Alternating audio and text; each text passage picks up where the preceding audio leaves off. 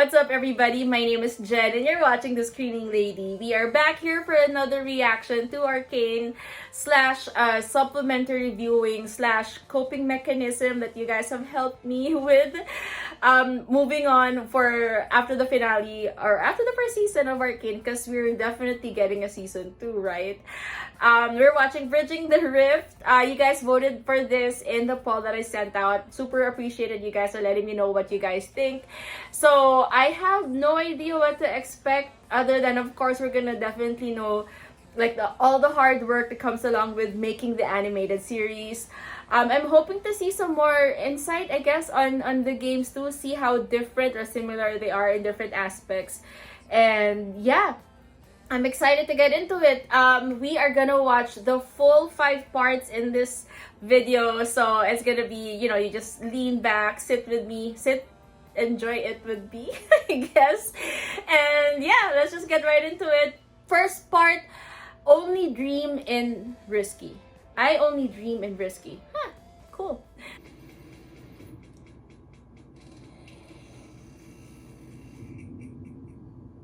When you're going to change the world, don't ask for permission. Oh, Jinx. This is Jinx, right? You play these characters over and over and over. Hundreds, in some cases, thousands of hours. People this sit is these right. characters. I'm actually just messing around in the jungle right now. Who are you with? Mordekaiser? Because he's heavy metal. They're always in this one map, you know, this one environment. And you start to wonder, like, where do they sleep? Echo! What do they eat? He looks exactly like... What is their normal life like? You know, like, what kind of families would they have? That's Jinx? We knew Arcane was going to be the very first deep story expression of League of Legends. There's showrunner, creator, writer. The audience asked for a movie or a show for years and years and years, and then make it, and then it sucks. This is the and perfect formula. Because you need to have the creator as part of the showrunners. We're like, if we make something that isn't at least good, then we're really, really harming the League IP.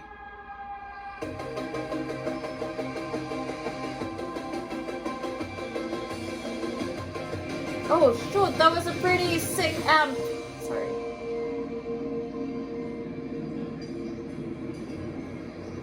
Are you in France? Right now, Weasley in the phase. So, trying to wrap up season 1. This is Echo with Hi. just oh yeah, it was okay, right, I forgot.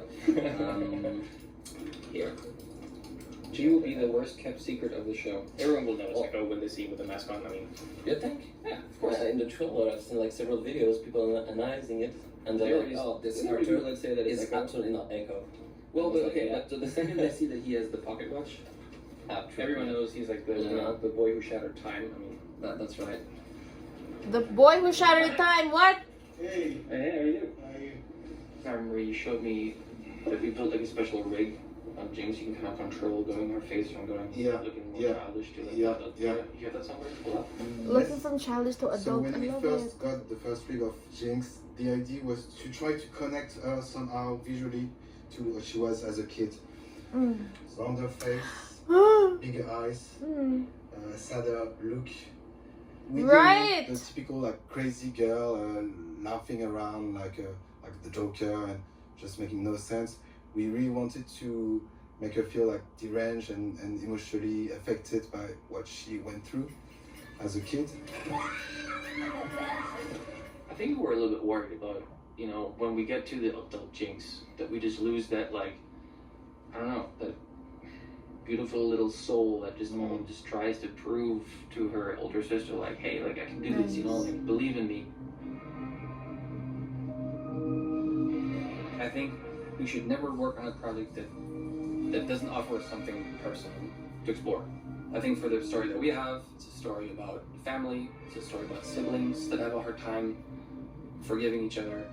It's a world of technology kind of taking over and us feeling like we're losing control over it. Basic I think human those are just things that we as people needs. think about and care about. You know, I think we want to also ask some questions that we think should be asked without necessarily giving you the answer, but at least asking like, hey, Oh my god, it's mine. I didn't does even recognize. a person, you know, like Jinx deserve a second chance? Dude, that is a Should long a monster debate. be forgiven? I don't know. Yes. If you can figure out like what is something Sci-fi and if you love technology it, a lot of people would love it. That's where you with really should basic go hard. human And I think questions and that's what we needs. tried with That's the Arcane, perfect formula. We'll see, but Exactly what they did, but I love it. I think it has potential. I love the creator is the showrunner. That very, very important.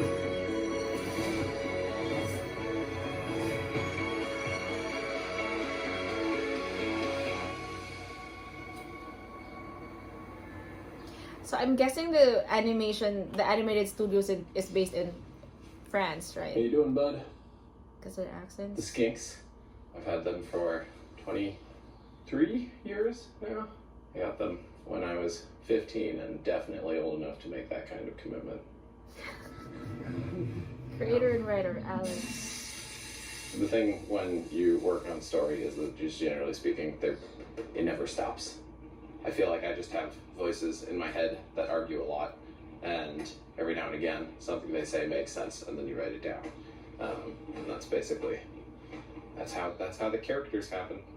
These are obviously. Ooh, we don't know that mostly. redhead. I was original creative on like Riven up there and Ari and let's see, Wukong, Nautilus, Lee There's- Sin, and there's just I don't know, that guy I thought was cool. So I did go to school for writing. You know, I went out to LA. Standing desk. One of the things that I stumbled upon was a truly bare bones, desperate sounding Craigslist post for a video game startup. My first and consistent reaction to that was this company has no chance. I started playing beta, and I found the job offering to work in customer support right on Craigslist. Would you let me to be interviewed by Alex? Yep. For the record. And I think League was just really fun because it felt like there was kind of like the fingerprint of the people who made the game was so palpable when you played it because the characters were so quirky, they were so different. You could just kind of tell people were just enjoying making these characters. Early champ concept meetings were so fun. We only had the one conference room. And I it would just am be everyone so in the dumb. company who Is this- liked that, who was You enthusiastic played on the about it, just PC or comes in mobile? and It's you'd show up with something, right? You'd be like, I here's think this you sweet played art that in I PC, found. right? Here's this idea that I just jotted down. How do we turn that into a champion? Look at her. The reason that we Look at focused this. on Jinx was because, I don't know, Jinx just always had this spirit at the company. Katie D'Souza did this, it wasn't a sketch, it was like a full concept of what she called Psycho Arsenal. Psycho Not Arsenal. so different, honestly, from what Jinx looks like right now. You know, the long pigtails and just kind of like guns all over the place. I mean, everyone just fell in love with it immediately. And look at those crazy eyes. Were characters that Alex and I always really liked. Ah, We worked on them together on, the different kind of teams. Alex was working on like the characters themselves, like their creative, their voice of reliance with, other writers. He's such a loser, always ready to cry. And I worked on the music and the cinematic on Jinx. So I want to try something fun right now. So Music fun to have too? some kind of Love it. spike up, like the screechy. Okay, I'll try.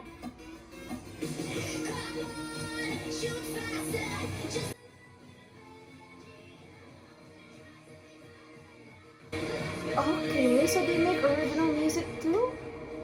And when Christian made Get Jinxed, that was, the most storytelling I think we'd seen in a video at that point.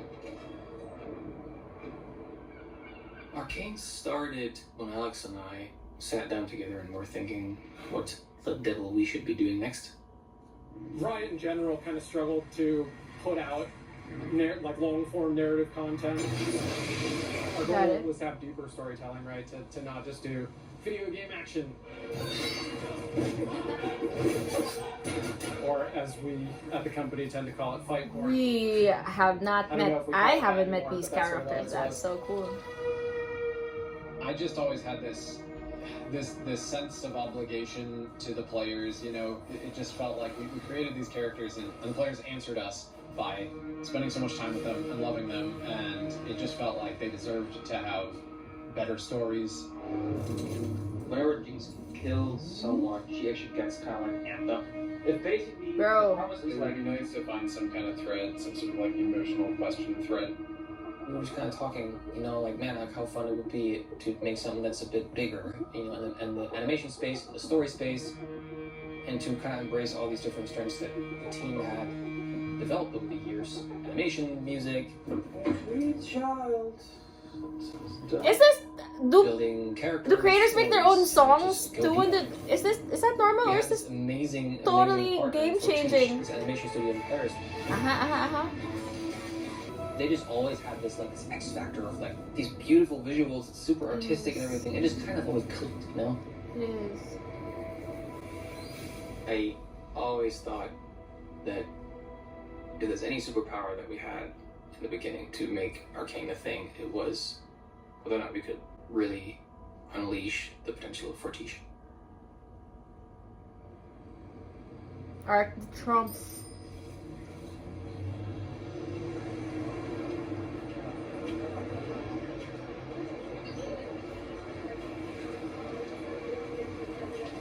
Nice showing off. Little Buddha, the Buddha is the yes man of the company. He's saying yes to everything. Is this a good idea? Yes, it is. Can I do it? Yes, you can. We do a mix of 2D and 3D because the 2D effects are done in 12 images by second, then and the animation it's 24 like all the movie. So you have a That's why a it's mix standing of out also, style. right? Like the 2D and 3D With, dirty. for Tish founder. Yes. What do you think you guys look at painting? It does look like a painting too. What? They paint? They do! Ah!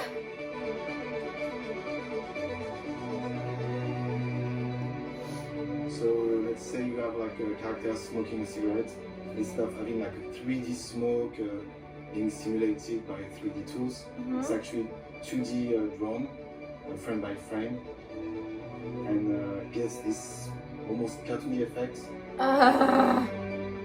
Oh, Wonder! Wow! Start to do this 2D mix and 3D since 20 years with music video.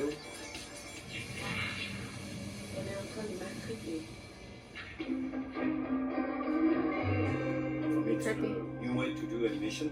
It's not anime, it's not full CG, it's a mix of everything.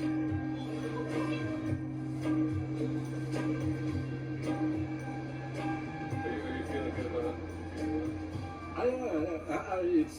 It's an interview right now? Oh yeah. I'm not in the good mood. I met Arnaud in a party. Arnaud was doing a fun, cool music video with no money. Je faisais de l'animation, mais c'était tout le temps un peu expérimental. En multimédia, en stop motion, mais souvent avec une grosse partie quand même live action.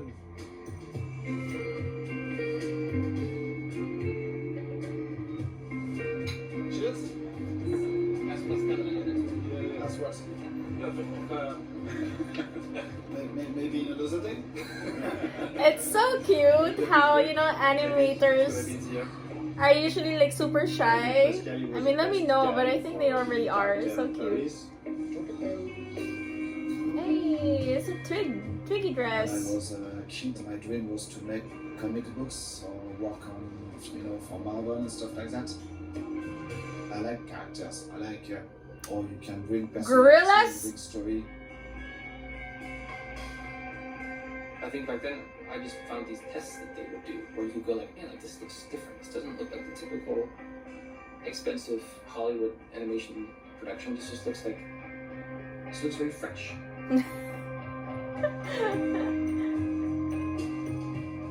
I think he liked the No, mood I like that because one. it was more adult, more like Yes, I like this flares treatment. and haze and something more like a live action movie. Fortiche from the very beginning had this very unique approach to camera, Girl with the making pearl you feel like there's earrings. a person filming whatever's happening. There was an imperfection that could only be human in how it moved and how it felt.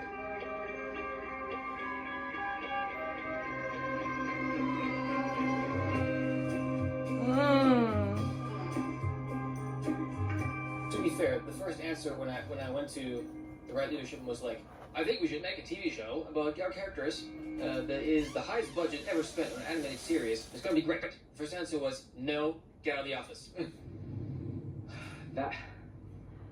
That was Right, like yeah. oh, crap. We're seeing Like, the ladders. Christian has showed up with those like bold ideas and bold asks before, you know, but this one was such a leap from sort of music video to like full animated show. It's so unbelievably daunting. And in the back of my mind, I'm going, how am I going to talk Christian out of this? Like, how am I going to help him realize that like we're jumping the shark here? And then I came back and said, okay, give me like $2,000. And they're like, okay, fine. And so we just started, doing some concept art. And it was like, okay, this looks really cool, right? Yeah, this looks pretty cool. I thought it was a great idea, but I also knew how difficult it was to pull something like this off. We have something called the video game curse, which is very few games have adapted into film and television well. Mm-hmm. One of the things that's really true that I think every creative can relate to is a lot of great creative ideas, they're fragile. They start off as a dream and an idea and a vision, and they haven't been fleshed out necessarily. But give us a little bit more. Now we can explore some 3D models and everything. Like $5,000. They're like, okay. And It's just building up. Getting any of this money? Anyway, as you linger on this very unimportant. You got $2,000. Alright, this is our first behind the scenes in the writer's room. Alex, what year is it? 1922. And while we were developing the story, we also started working with Fortiche on these little spikes, of like, hey, what would it look like if Vi was just in her apartment in Piltover, and she's like venting about how her little sister, is just always messing. It was just a test of like, hey, can we even do animation where acting feels good? All you had to do was run, Powder. Didn't we spend a bunch of time preparing you for this? You and I? In the back of my mind, I was going, I kind of hope this loses steam because this is so unbelievably ambitious. Like, I don't know how in the world we're going to pull this off. Mm-hmm. And that makes sense. It's okay, it's for the head hunters to think like that and ground ourselves. Or so. But that's how you sort of like have a balance of risk and dream, right? Hence the title. Is this still part of the concept animation? And there was this fight scene, sort of this Animation test, with Jace and Vi on a rooftop. Yo, it's the hammer. It was so sick, just in terms of how the characters were expressed and how they came to life. Like all those little incremental tests, they were just like, yeah, we need more of this. Damn, look at those gauntlets. Oh, so are they gonna be fighting each other soon? Ouch. And that was the time when I think they realized that I'm probably serious about this project. I said to them, well, I mean, you have concept art now for the character. Oh, that's what he did too. Like, 3D he models, twisted yeah, and then animation blue tests, stuff yeah, came out. Material that we've had developed for the pilot. I was like, are we going to do this or not?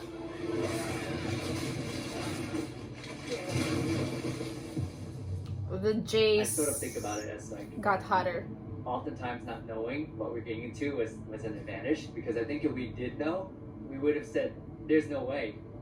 I mean, animation tests, it was beautiful, right? But it was just a small snippet of what the full Ew. series would be, and there's so many questions about, like, well, what is the full story?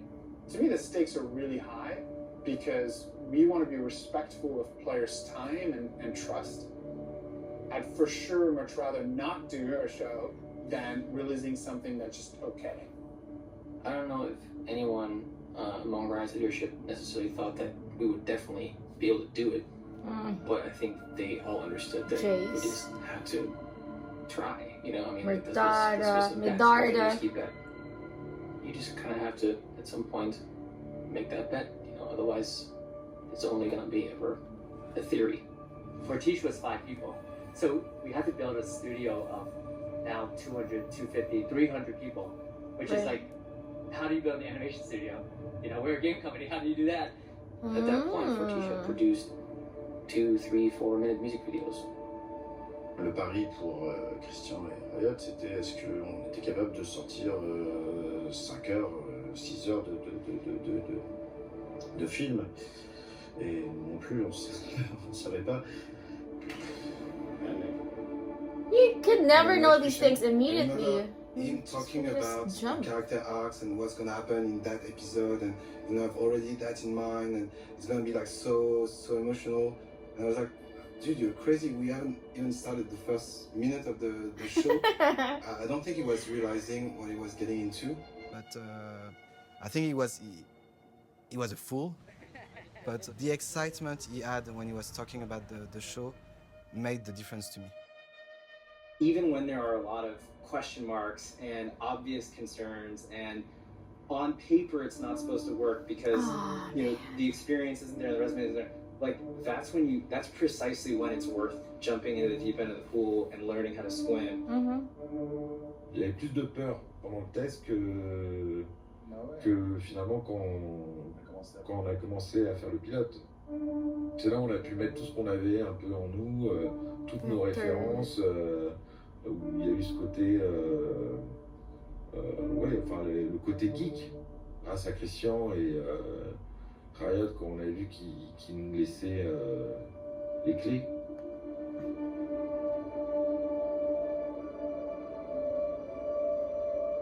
Damn, man, 5 years? Wow. Yeah. This was really good. This is one of the signals that told me that was gonna be different, that fight scene. Oh, and this one too.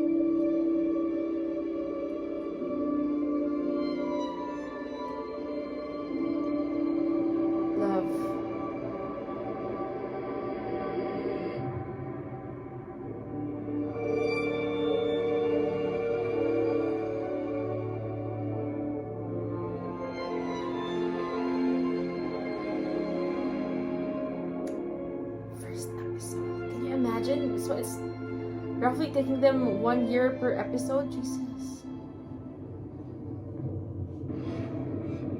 Basically, we had the pilot, wrapped up more or less, and now was the time to start working on the rest of the first season.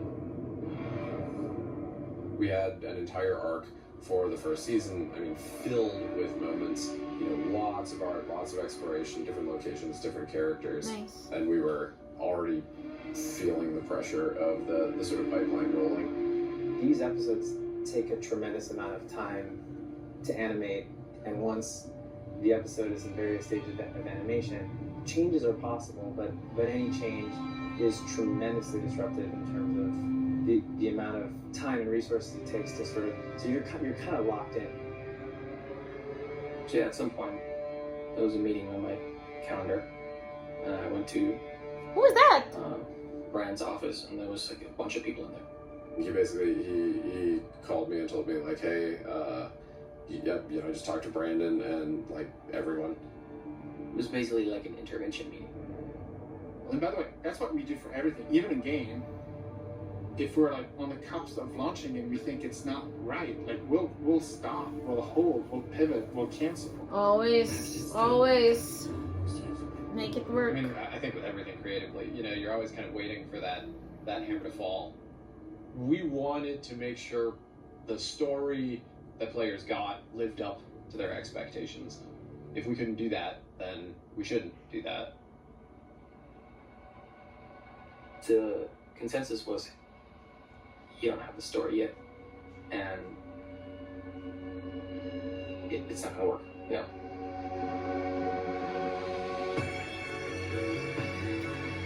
Alrighty, I guess that's the end of the first.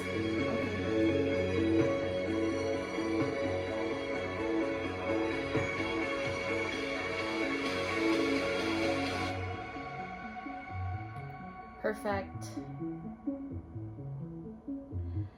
So I think I'm gonna go and separate these instead into like different parts too. So I'm gonna probably do 5 breakdowns of this just because I feel like I really want to talk about a lot of stuff that these guys were either talking about or just showing in this first part. Number one, don't you just love how, you know, number one, you need to have the dream. And number two, all you need to do are people who can support you. Sadly, some of them have to be loaded because that's really how it has to come out in the world. But you can't have one without the other too. So it doesn't matter if, for example, conversely, you have all the money in the world, but you can't, you know, you can't find the right idea or the right creative people, then it's never gonna work. I really love that they're showing this and sort of it's inspiring. I hope when you saw this inspired you also to just kind of like chase your dream and go out there, because I'm kind of wanting to do it too. Another thing that I loved when I started seeing the people up the ladder, up the corporate ladder, you know, I mean, these people are young. And these people are making decisions, whereas before, you know, the people who, the producers, the CEOs, you know, the kind of people who would decide to spend that much money on would have had more years up their sleeves or anything. So I feel like part of the success of where things are going right now are because of I'm not gonna say it's youth exactly, but it's really just more of, you know, the mindset of the generation right now. So I'm happy to be seeing them in the picture and, you know, running the show. Lastly, again, I think I've said it 3 times already, but it's all about, I understand there is the curse of like the video game curse. One of you guys also said that in the comments previously. And it is right. Like, for example, I really love what's his name? Travis Fimmel from Vikings. And when I heard that he was gonna be in World of Warcraft movie, I thought it was gonna be big, but then I don't know what happened to it. So there's always like sort of that's just one of many examples, right? So I think I do believe that you really need to have the showrunner as part of the team there. Like, it cannot be just adapted by a studio. So, because you need to have someone who can, you know, stay as true as possible, understand what fans love first about, you know, the IP or the story or the characters or the video games. But then you are you have the insight to know what the fans and yourself would like to improve. So it's all really cool. I am happy. I'm excited to get into the rest of the docu-series. So I'm gonna see you in part 2 in the next episode. Thank you so much, you guys, for your time. And I'll see you there. Bye!